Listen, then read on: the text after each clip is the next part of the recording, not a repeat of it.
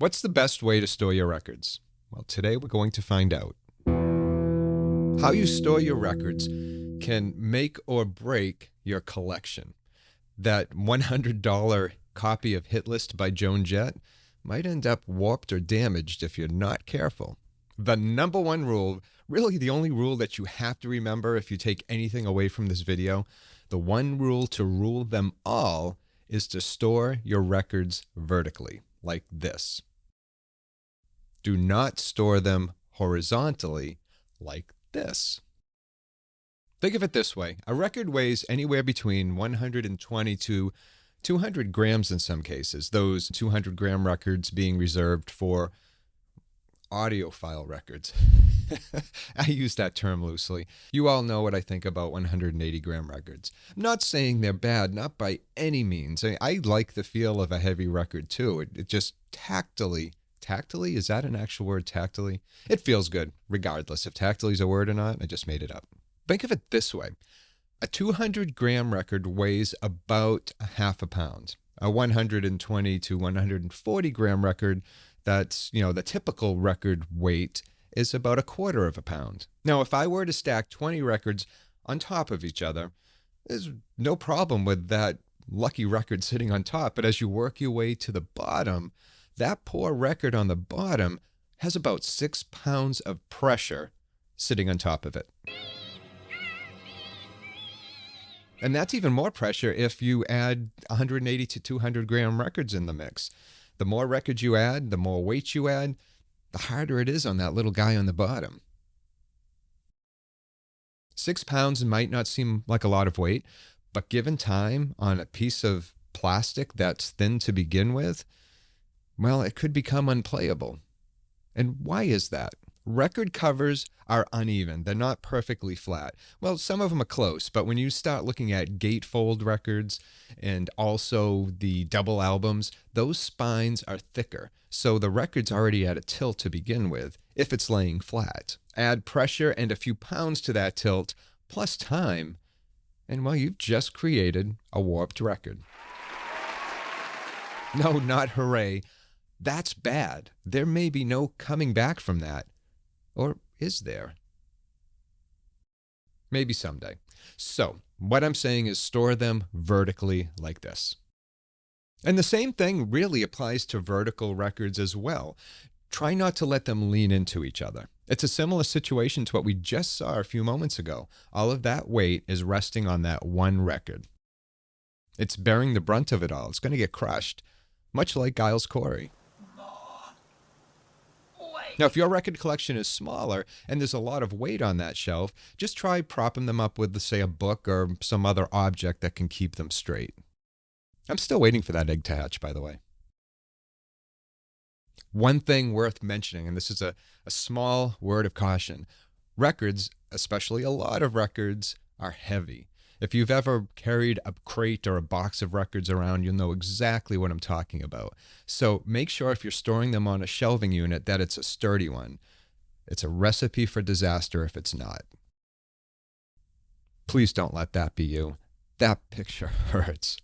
So just store them vertically and in a unit that can handle the weight. Those IKEA cubes, those actually aren't that bad, and they're not that expensive. I've actually used those and still do for the overflow that's upstairs in the office where I test records and clean records. Avoid storing them near heat sources like radiators or vents, and also in a cool and a dry environment if possible, because humidity and record covers just don't get along too well.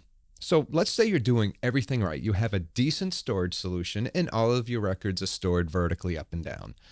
Is it possible to store them too tight? That's a really good question, and I bet you know the answer. So you have them all standing up straight. Nobody's bearing the brunt of any pressure or weight, but you do want to be able to slide the record in and out easily. This might seem like a no-brainer, but I've seen records packed so tightly together that you have to yank to pull them out.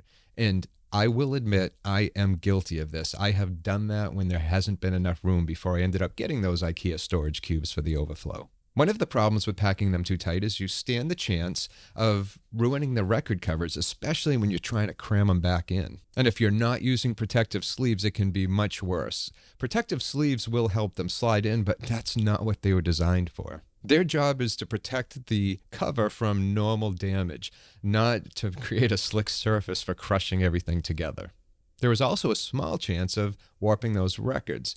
That's because they're packed together very tightly, and any type of pressure is not good for a record. And about those protective sleeves, I use these for the outer sleeve and also for the inner sleeve, these rounded ones. Now, they also make traditional ones that are square. I just like the rounded ones because they go in and out easily out of the cover. Now, both of these solutions are from a company called Invest in Vinyl. I believe they're out of Tennessee, and they make their sleeves out of virgin polyethylene. And I know this because I asked them. I'll put a link in the description to make it easier to find the ones that I use. Virgin polyethylene is a safe and effective way to store your records. It also has anti-static properties. It's not magic by any means. It's just where it sits on the triboelectric series. If you've ever seen paper scuffs on your record from paper sleeves, you won't see that anymore with the virgin polyethylene inner sleeves. And I think that about covers it. Keep them stored vertically and away from heat and humidity. Cool and dry is perfect.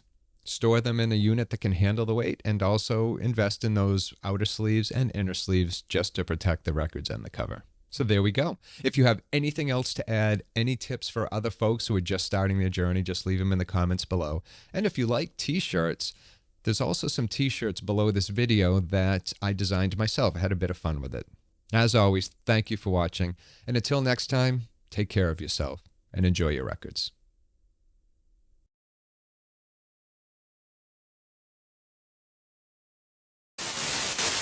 Add a few pounds plus pressure, plus a little bit of time to that. Add pressure plus time. Right. Now, if your collection is smaller and there's a lot of space on the shelf, just try to prop them up just like you would with bookends. You know, just use an object, or maybe now, if your collection is smaller and there's a lot of space on the shelf, just try to plot. Bang. So just stir them, and it's not magic anti-static properly. Boom, boom, boom.